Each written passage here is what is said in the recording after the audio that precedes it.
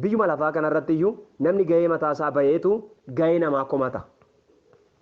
Akkasuma dhala namaa kana Waaqayyo eebbisuudhaaf namaaf Waaqayyo gahee isaa kenne.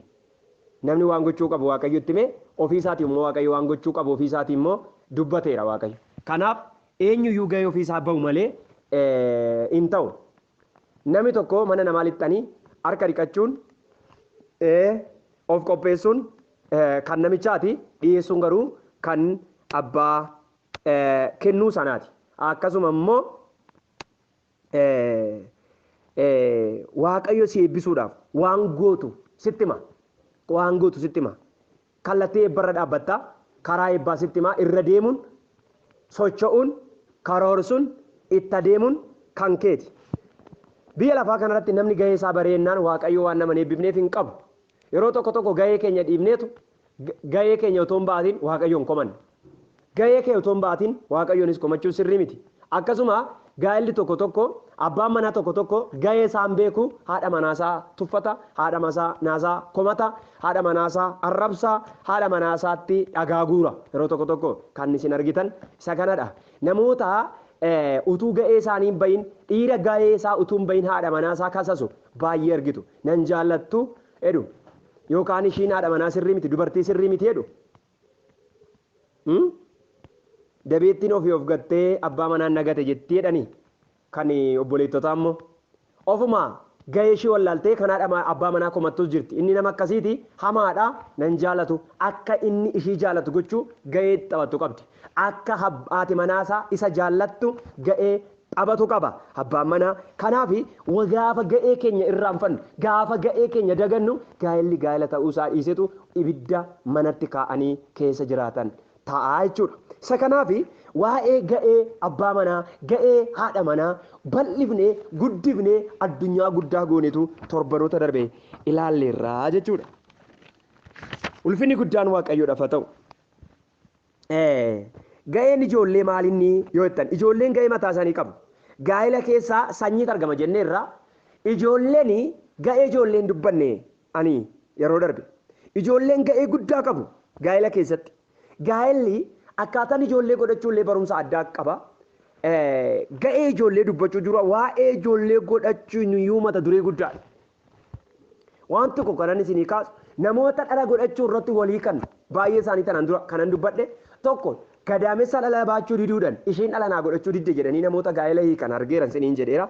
Lammaffaa mootuma gadaamessi ishee dhala baachuu danda'uyyuu ani dhaluma godhachuun barbaadu. Anduun daa'ima ofitti finceessisuun barbaadu. Albaatii daa'ima xaraguu hin barbaadu. Hani tasuma nasaa edee pirootokoolii koo eeggadheen seeftii koo eeggadheen jiraachuu barbaada dubartoonni jedhan immoo jiru. Waa'ee dhalaa ijoollee ga'ee ijoollee kaasuu duraa waa'ee ijoollee godhachuu immoo hundee isaatti gaafa deebinu jechuudha. Hin barbaadu dhala godhachuu tasuma iyyuu hin barbaadu. Abaarsa guddaadha Waaqayyo isaa haa cabsu.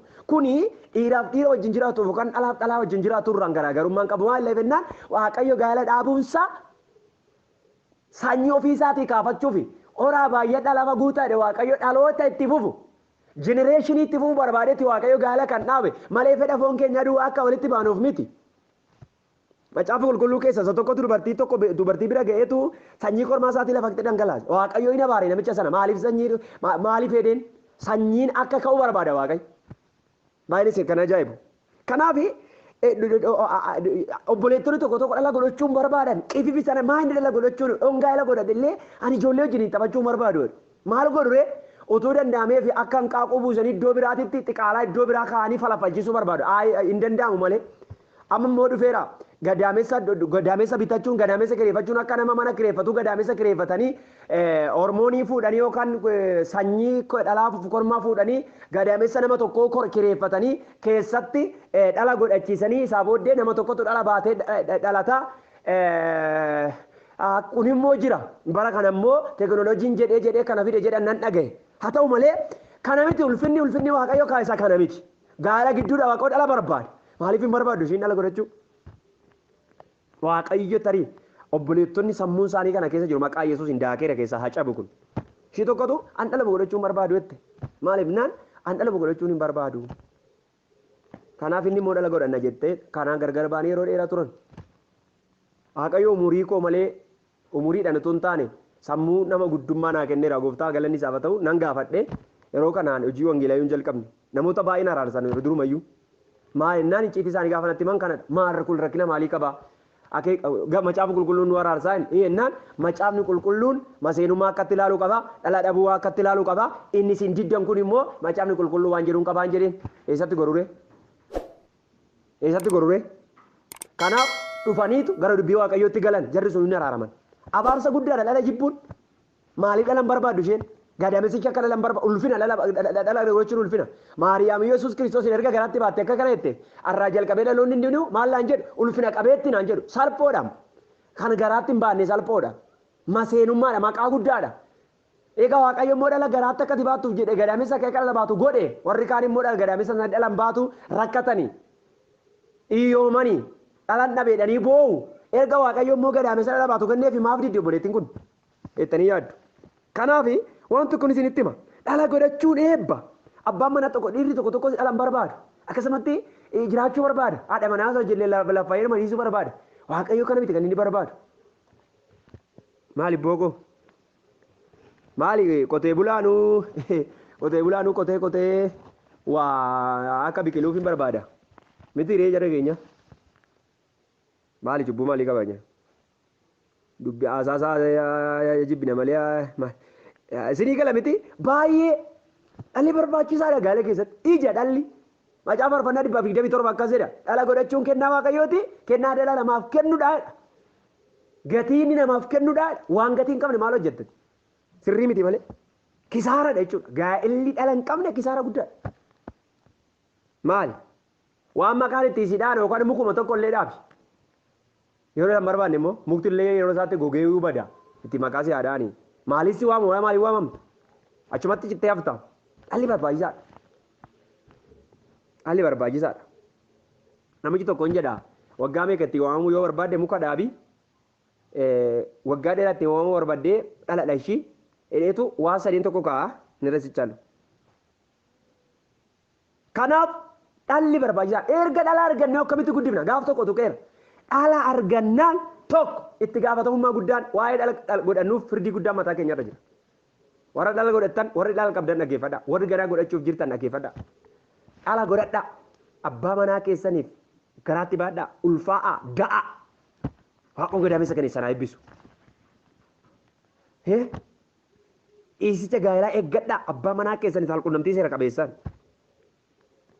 akka macaafni qulqulluun abboomuus kanadha ciisichi gaa'elaa ulfinaa qabaatuun kanadha ejja miti laa akka ejjaatti dubartoonni ilaalan jiru lakki inni sirrii miti seera qabeessan gaa'ela godhatte immoo dhala godhadhuuf abbaa manaa kee sitti gammada yoos waan tokko isinitti hima namoota erga gaa'ela godhatanii dhala godhachuun isaanii chaalenjii guddaadha erga dhala godhatanii booddee namoota dhugaa ba'an gara keenya dhufanii kadhannee fi namoota dhala dhabanii waaqa dhala kenneef gaafa dhugaa ba'an akka kanadha ergaati manaa koo garaatti naa baattee hin jaalalli ishiin itti dabaleedha tokko cammara binyi fiqirwa bakka ishii nanawwa amman galee hargutteedha waa ishiin garaatti naa baattuuf dhala koo erga deessee immoo ittuu nutti caaleedha tokko immi gara mikkoono erga yesus itti galee bakka jaalalli hin dabala dur kan miila dhiquufii barbaade dur kan uffata miiccineef uffata miicceef jaalala bakka jaalalli hin dabala dhala gidduutti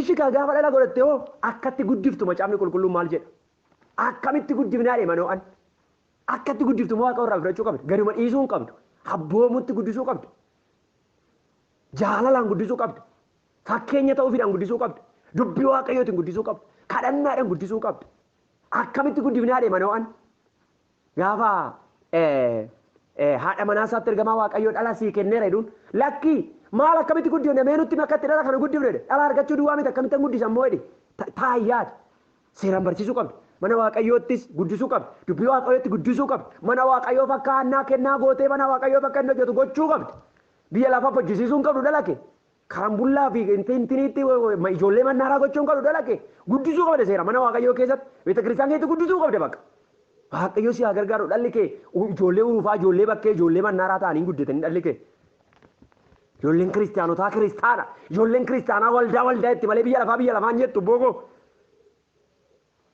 ijoollee kee seeraan guddisee erga argatte immoo Gaheen abbaa manaa fi haadha manaa isaan lamaan Waaqayyo irraa barbaadu dhala kenneef seera guddisuudha. Gahee lamaan isaaniiti kun immoo lamaan isaanii gahee qabu.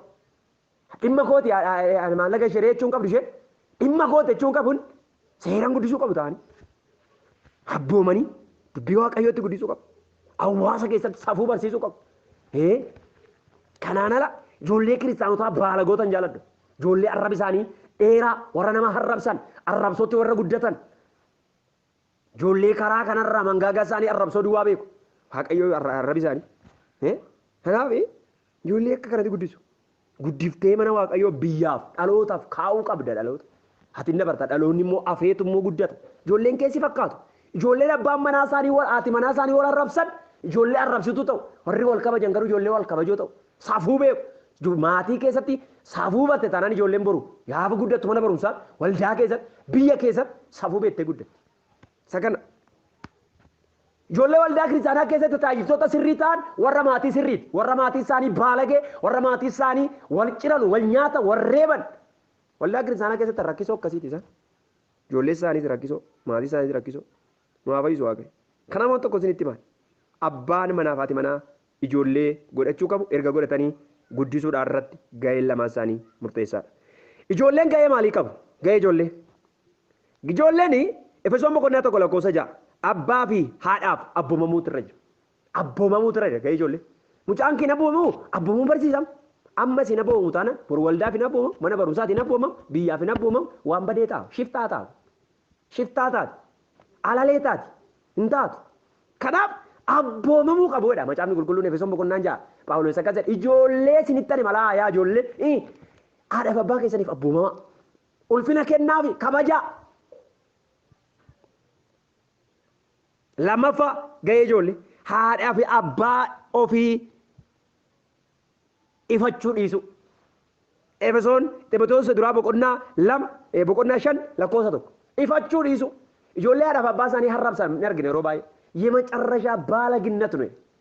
ዛሬም አኒ አረዩ አባ ኮት ጀጀባደ ዱብ ይልፋታ ነው ፈድ እንዱበድ አዳ ኮትስ እስከ ዛሬ እንደንደው ዱጋ እንደንደው አናራ ደማ ጉዳ እጆሌዩ ቀበን ገሩ አባ ኮት ጀጀባደ አረብሱ ዱብ ይልፋታ ይቹን እንደንደው ቶኮ ኦቱሞ ኦሊሌን ጉደቲን ሃ አባ ሳኒ አረብሱ ቡልቹ በርባዱ ሬቡ በርባዱ አዳ ሳኒ አባ ሳኒ ቤከ ነሞታ ባይ Waaqayyo ijoollee akkasii namoota akkasii macaafni qulqulluun akkas jedha bara dheeraa jiraachuu barbaaddeedha.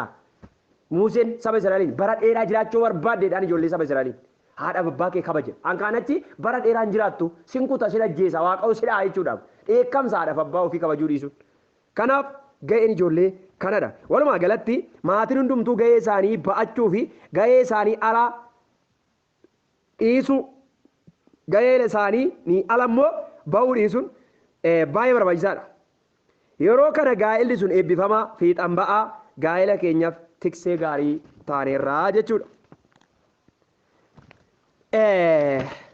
Har'a kanan isinitti himu waangoolii gaa'elatti dutan yookaan waangoo gaa'elatti duttu walii wajjin ilaala. Waangoon gaa'elatti duttu maal ishiin? Mee irra dhaggeeffadhaa waan isinitti himaa. Waangoo gaa'elatti duttu. Waangoo gaa'elatti duttu dhaggeeffadhaa.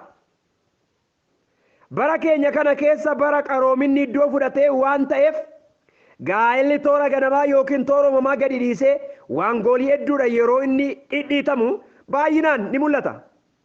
Waangooliin kun maaliin? Tokko feesbuukiidha.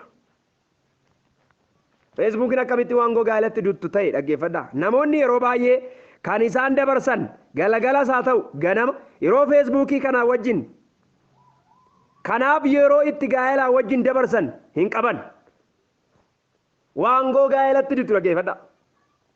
Abbaan manaa haadha manaa bira ciisee tiraasii isaa boraafateetu miidiyaa feesbuukii haasa'a eenyutti haasa'a injina jedha bira ta'e.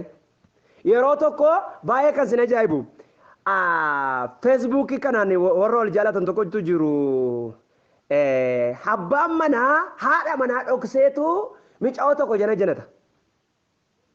Maayidee janataa ani haadha manaan qabu silaa warruma qabantuun qaboodha bara kana hin rakkanne. Haadha manaa qabaa hin qaboodha. Abbaa manaa qabdi hin qabu ani dhiira iyyuu hin argineetti Waaqayyo ishee baadhiisu. Maal kun abaaramtuun hin jedheeman. An dhiiruma iyyuu hin beekottiin. Tokko sadee shamarran dhumaa akkasii harkee beekon. Egaa hin jana calledhe innaan akka carraa innis piroofaayilii isaa jijjiireetu suura addaa irra kaayetu janata. Namni inni janajanu kun haadha manaasaa isa inni manatti wajjin galudha. Ishiin immoo achi kana gartee janajanatti kaa tokko. Ishiin immoo janajaltu otoo hin beekin piroofaayilii ofii jijjiirtee lakkoofsa ofii hiiteetu eewu janajanti. Abbaa manaa ishii isa wajjin ciiftu. Bara jarri kun waliin beekan. Akka abbaa manaa haadha manaa walii ta'an hin beekan. Maal waliin jedhu garuu ani dhiira argeen beeku ani immoo inni immoo shamarran argeen beeku. Utuma wallos kan haasanii mana tokko keessaa ta'anii nama biraatti haasofne itti fakkaata utuma haasanii gaaf tokko hoteela tokkotti yookaan kaaffee tokkotti wal beellamu. Mi garmaachuu nagar. Gaafa wal beellaman dhufeera uffata akkamiitu uffata akkasii eessatti ijoo akkasii otuma jedhanii peejii yookaan immoo miiseejinaan chaatota wal godhanii qaaxxennaan kaaffee ulaa kaaffee keessatti wal argatu. Egaa waan ta'e diraamaa gaafa sana hojjetame isinitti himu isinuu isinii gala akkasumatti fiilmiisa. Yeroo tokko feesbuukiin haadha manaasaa wajjin yeroo dabarsuun barbaadu garuu feesbuukiin kan ija diimeessa rafa haati manaasaa otoo wajjin haasofte hin barbaada. Otoo isaa wajjin haasofte itti tola ishee. Hammateen ta'u haadha manaasaa. Hin dhungatu haadha manaasaa. Waaqayyo siif haadhiisu naan jettaa mati.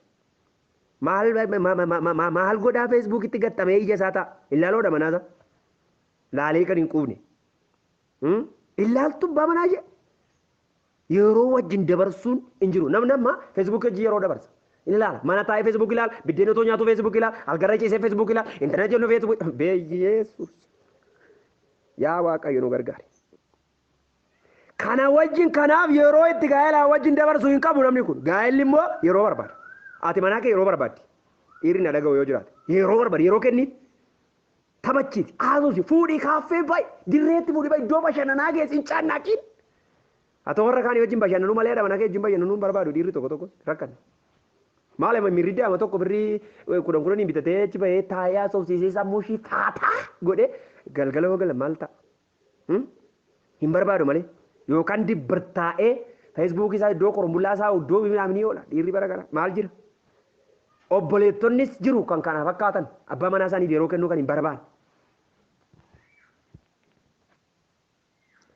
Waan godhe kun itti nutti kaa waan godhe feesbuukii keessa nuftee itti nutti gaa'elatti irrifti jaalala gaa'elaa maaluma haasoftaa ittiin kaagifti maayinni wanna taasoftuun kun naan gallee meecha yeetta haasoftaa ittiin maayinni akkasii feesbuukitti kan maali kun suusii qaba feesbuukiin baay'ee suusii qaba yeroo tokko nan ilaala yeroo nuuf taasisu ilaala otoo hin beekin dhaqee baneefa inni garbi koonu feesbuukiin kun feesbuuk jechuun hiikaa isaa bartaniitu feesbuuk fees jechuun maayinni fuula buuk jechuun kitaaba fuula kitaabaa jechuudha.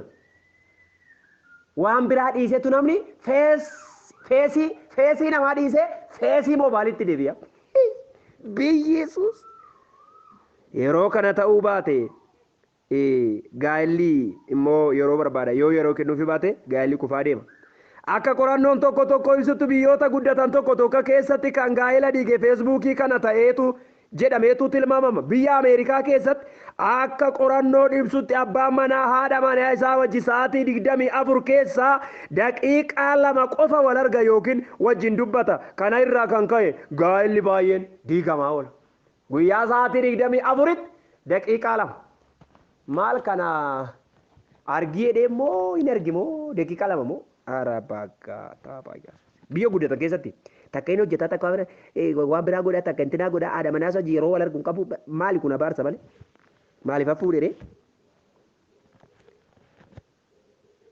waangoo gaa'elatti duttu 2 araada garaagaraa waangoon tokko isa kanadha. Araadni kun maaliin namoonni tokko akka waan manni sinimaa fi dhugaatii garaagaraa haadha manaa yookiin abbaa manaa ta'eefitti yeroo hundumaa achumatti argamu. Kun gaa'ela diiga. Kana qofa utuu hin taane araada kan jedhaman wantoonni hundumtuu gaa'ela diiguuf waan itti dutaniif irraa of eeguu qabna. Kan akka puulii sila kaasee kan akka tapha qarshii qabsiisanii yookaan qumaaraa nyaachisanii fi kan kana fakkaatan hundumtuu waan goolidha. Bara kana qumaara baay'ee jira. Qumaarri koo isa kaartaa qabsiisan isa puulii minaaminii iska zaaree ne bayjuun kaan ijaalaqaf ba'uuna egzaaberii mitikire in jaaladhu. Biyaansi koorkii in jaaladhu waan karaa bireeti waan gara waan tapha jedhe tokko isaan beeku. Hin beekon. Egzaaberii baarkeenyinna. Waan biraatu yeroo hojjedhu yeroon isaa yeroo bal'aan qabu maalan kana waa akkasii. Gaa'elli tokko kan diige immoo kana namoota baay'inaan beeku. Haadha manaa isaati waan shulkultii bitattu birrii shanii ittiin kennu dhaqee garuu maal godha sitti fakkaata. Dhaqee karaa mul'ata bata. Dhaqee qumaaraa nyaachisa. Hin nyaata. Tokko sigaaraa tuutu. Tokko maal godha. Suusii araanni garaagaraa baay'eessaa jira. Inni kun gaa'ela diiga. Sadii fiilmiiwwan garaagaraa. Yeroo tokko obboleetti tokko faarfataan kana maqaa yoo isin hin beektu goddanyaa kooti baay'ee qirbi goddanyaa hin faarfataa beekama miidiyaa kanarra illee argitu. Inni haadha manaa gaa'elan barbaada nama amanamtu shamarran amanamtu waaqayyoof kan abboomamtu waldaa kiristaanaa keetti kan guddatte na barbaadi jedhe. Waaqayyo na gargaaree egaa hawaasa tajaajila waan ta'eef dhaloota tajaajila waan ta'eef nama wallaallu innaa nama wajjin wal barsiise. Utuma haasaanii gaaf tokko shaayii bunnaa jedhanii iddoo ta'e nu geessan. Haasaa keessaa warri dhiiqqoon jumaa xumuranii haasaa keessa waa'ee qaanaa gaffuudhaan qaanaa fiilii maayinni qaanaa TV beektu laata maal wallaaltu sii miti jedhame. Innaan qaanaa TV gadi fuune waan irratti akka gaffuune iyyaadadhu. Isaa booddee obboleettitti ani isaaniin gidduutti yaa'u obboleeyyanidha isaanii fan obboleessaa isaan immoo akka fireendii gaa'ilaatti.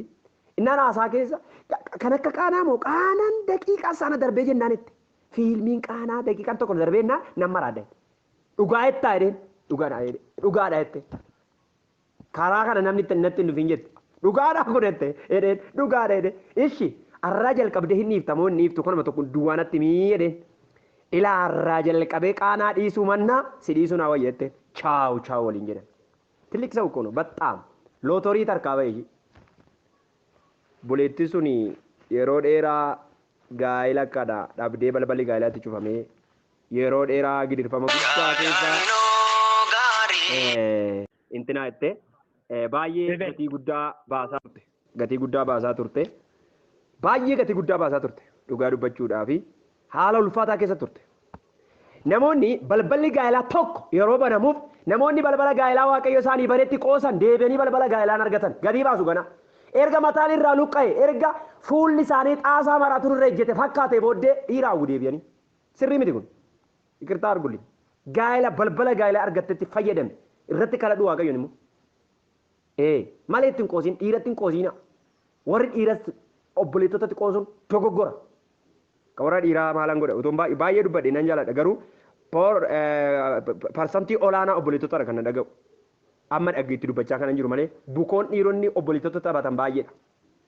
Kanaaf of eeggannaadhaan carraa waaqa namaa kanatti fayyadamuun baay'ee murteessaadha. Of eeggannaadhaan. Fiilmiin kun maayinni fiilmii garaagaraa jira. Abbaan manaa yeroo inni alaa galu haati manaa isaa fiilmii ilaalaa yeroo isa eegdu. Fiilmii ilaalaa sammuu keessatti dhufuuga. Ishiin fiilmii ilaalti abbaan manaa koo ishiin dhiqattee bareeddee balbalattee eddee weelkaam etteeni inni immoo weelweet edanii itti maramee walitti marmanii wal godhanii kottu taa'i mana oo'aa bunoo oo'aa kanatti taa'i ishee dhugi taa'i dadhabdee dhufte jechuun itti irra jira. Okkee ishiin qaanaa ishee ilaalti fiilmii ishee ilaalti sinimaa ishee ilaalti intinaa ishee ilaalti isti kuni gaa'iladha gaa'ila miti kun ishii fiilmiitti heerumte malee abbaa manaa isaatti heerumte miti. Waayyuun qopheessine yoo ta'e mana keessatti goolitu ka'a. Akkuma kana abbaan manaas taa'ema halkan guutuu fiilmii isaa ilaala yoo ta'e gaa'illi sun gaa'ila ta'uu dhiisetu madda goolii yookaan lolaa ta'a. Gaa'ila fi xambayetu fuula waaqayyootti dhabama.